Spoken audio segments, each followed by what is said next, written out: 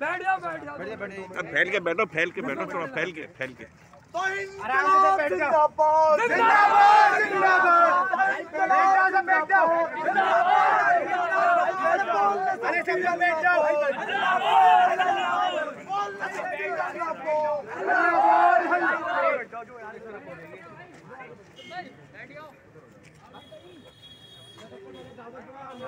साबिक नायब सदर मैं सबसे पहले दावत दूंगा हमारे बड़े भाई कुमार मोहम्मद अहमद भाई को, जो हमारे हिंदी डिपार्टमेंट से कुमार भाई।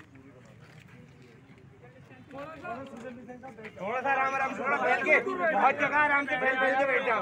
बैठो चला गया कोरोना। हमारे लिए औज़ु बिल्लाहि मिनश शैतानिर रजीम, बिस्मिल्लाहिर रहमानिर रहीम। आज यूनिवर्सिटी के जो हालात हैं वो सबको पता है। यूनिवर्सिटी बंद है, बहुत बुरी हालात में जो है इस वक्त पूरा देश चल रहा है, तो यूनिवर्सिटी में भी जो है बहुत ज़्यादा क्राइसिस है। लेकिन आज का जो हमारा जो एहतजाज है वो योगी आदित्यनाथ की, बीजेपी की उस सरकार के खिलाफ है जिस सरकार ने धर्म के नाम पर आजम खान के ऊपर बेइंतहा जुल्म किया।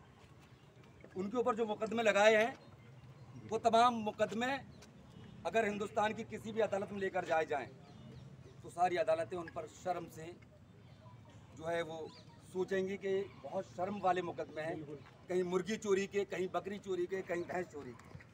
क्या हिंदुस्तान की अदालत इस चीज़ को, या हिंदुस्तान के वो तमाम ज़हीन लोग उन फ़िरका परस्तों की इस जाहिलाना हरकत को और इस धर्म के नाम पर की गई कार्रवाई को क्या सच और सही साबित कर सकते हैं कि जो इंसान हिंदुस्तान के कई मरतबा एक अजीम शान सूबे का मिनिस्टर रहे हों, उसके बाद हिंदुस्तान की सबसे बड़ी पंचायत कही जाने वाली पार्लियामेंट के मेंबर रहे हों, उसके बाद उन पे इतने छोटे छोटे और घिनौने शर्मनाक इल्ज़ाम लगाकर उनकी ज़िंदगी के साथ खिलवाड़ किया जा रहा है, सिर्फ इसलिए कि उन्होंने सर सैयद के मिशन को आगे बढ़ाया।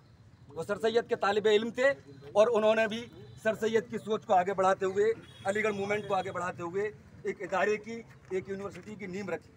और उस नींव को रखने का उन्हें सिला ये मिला कि आज वो अपनी ज़िंदगी के आखिरी वक्त पर पहुंच चुके हैं, सिर्फ इसलिए कि वो सर सैयद के मिशन को आगे बढ़ा रहे थे और अपनी कौम को, जिसकी हालत दलितों से भी बदतर है, सच्चर की रिपोर्ट कह चुकी है, सच्चर कमेटी की जो रिपोर्ट है उसने ये बता दिया है कि मुसलमान एजुकेशन के नाम पर बहुत पिछड़ा है, यहाँ तक कि दलितों से भी कई गुना ज़्यादा पिछड़ा है।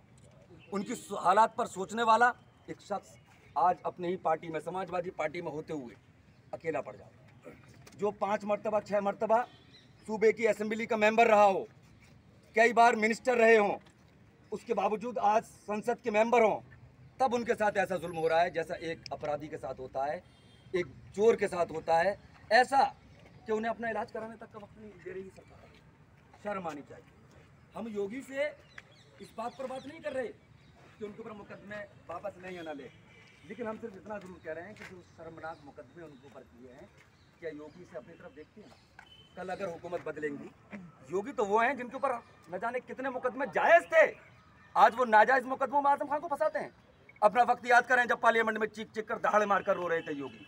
ये वही योगी थे जो उस वक्त के मौजूदा एसपी से अपनी जान को खतरा बता रहे थे, क्योंकि ये वो योगी हैं जिन्होंने उस वक्त जुल्म किए, क्राइम किए, और आज सत्ता में आने के बाद, मुख्यमंत्री बनने के बाद अपने ऊपर सारी क्राइम हिस्ट्री को मिटा दिया। ये ऐसे योगी हैं। मैं अपील करना चाहता हूँ हिंदुस्तान की अदालत से, उन तमाम सेकुलर हिंदू और मुस्लिम भाइयों से, हिंदुस्तान के तमाम आवाम से, कि आज आजम खां को एक खां की हैसियत से नहीं, एक मुसलमान की हैसियत से नहीं, बल्कि एक लीडर की हैसियत से देखें। और नेता किसी कौम का, किसी धर्म का, किसी खत्ते का नहीं होता, नेता हिंदुस्तान का होता है, नेता पूरे मुल्क का होता है। आज पूरे मुल्क को इस जालिम हुकूमत के खिलाफ आजम खां का साथ देना चाहिए और इनकी आंखों में आंखें डालकर कहना चाहिए कि आजम खां को रिहा करो, रिहा करो, रिहा करो। मैं फिर आपसे एक बार कह देना चाहता हूँ कि अलीगढ़ की पूरी तलबा, ये बहुत चंद तलबा नहीं है, ये अलीगढ़ के 32,000 नहीं, बल्कि जब से अलीगढ़ मूवमेंट की नींव रखी गई तब से लेकर आज तक जो भी अलीगढ़ का स्टूडेंट जिंदा है, मौजूद है, हिंदुस्तानी नहीं दुनिया के हर कोने में, वो एक मिशन चलाए और आजम खां को रिहाई कराने के लिए अपनी अपनी जिंदा दिली का सबूत दे। पूरी दुनिया के अंदर फैला हुआ अलीगढ़ मुस्लिम यूनिवर्सिटी का स्टूडेंट इस हुकूमत के खिलाफ जो जुल्म और ज्यादती के नाम पर हमारे एलुमनी को, हमारे एक भाई को सिर्फ इस नाम पर परेशान कर रही है कि सर सैयद के ख्वाब को उन्होंने ताबीर दी और एक यूनिवर्सिटी की स्थापना की, एक यूनिवर्सिटी की नींव रखी। हमारा फर्ज बनता है कि हम उनके आवाज़ से आवाज़ मिलाएं और उनके ऊपर हो रहे जुल्म के लिए सड़क पर लड़ें, और इतना लड़ें चाहे हमारे ऊपर भी मुकदमा दर्ज कर दी जाए, लेकिन अपन भाई के लिए आवाज़ उठाते रहें और ऐसी आवाज़ उठाएं कि ये जालिम हुकूमत उन्हें छोड़ने पर मजबूर हो जाए। अस्सलाम वालेकुम वरहमतुल्लाहि वबरकातुहू। हम परवरिश कलम और लो करते रहेंगे, जो दिल पर गुजरेगी कलम करते रहेंगे। अस्सलाम वालेकुम। जैसा कि आपको मालूम है, आज का जो ये एहतजाज रखा गया है, ये जो इंसाफ मार्च रखा गया है, ये सिर्फ और सिर्फ हमारे जो एलुमनाई हैं आजम खान साहब उनकी रिहाई के लिए रखा गया है। उनको जमानत मिल जाए, क्योंकि जब एक टेररिस्ट एक्यूज्ड को मेडिकल बेस पर जमानत मिल जाती है, तो फिर आजम खान साहब को जमानत क्यों नहीं मिलती? जो एक इज्जतदार एमपी है उसको जमानत क्यों नहीं मिलती? जिसने सर सैयद अहमद खान के ख्वाब को आगे बढ़ाया उसको जमानत क्यों नहीं मिलती?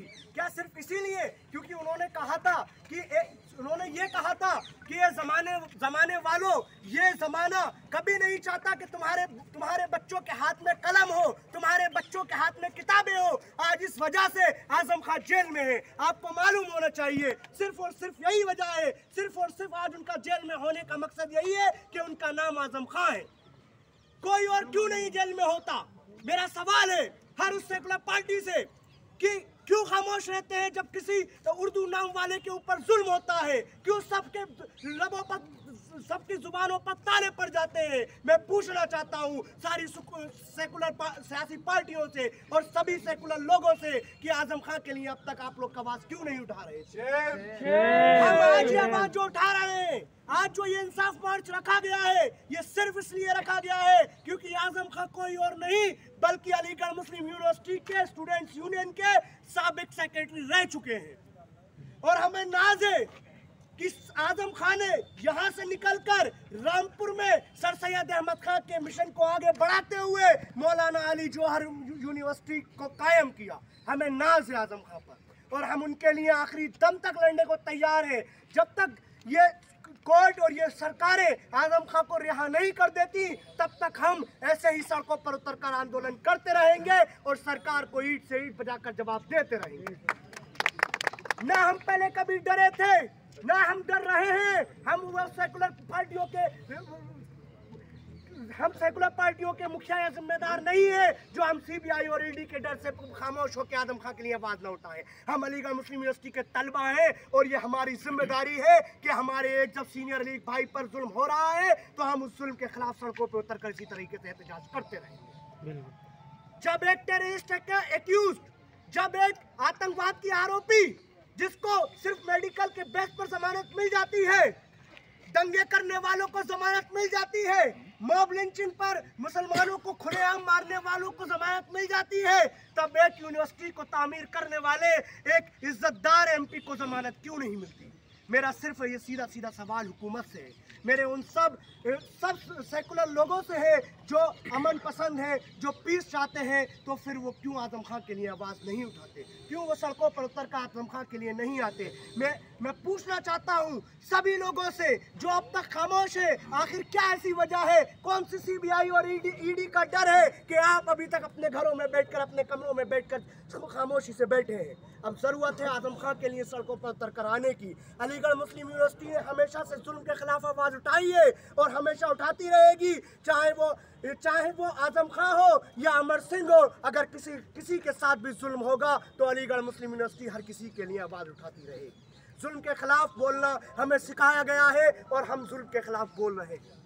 बस मैं अपनी बात को ज़्यादा लंबी चौड़ी तकरीर ना करके बस यहीं पर ख़त्म करूँगा कि जब आजम खान को जेल में इतनी बुरी हालात में रखा जा रहा है, इतनी हालत उनकी ख़राब है, जो उनके फोटोज़ और वीडियोज़ आ रहे हैं, आप देख रहे हैं किस हालात में वो हैं, उसके बावजूद भी उनको रिहा नहीं किया जा रहा। तो मेरी प्रेसिडेंट ऑफ इंडिया से दरख्वास्त है, हम मेमोरेंडम के थ्रू ये अपनी जो हमारे पॉइंट्स है, जो दरख्वास्त है, वो पहुंचाना चाहते हैं। मैं दरख्वास्त करूंगा कि बाहर जो भी प्रशासन के लोग आए हुए हैं वो आके हमारा मेमोरेंडम रिसीव करें।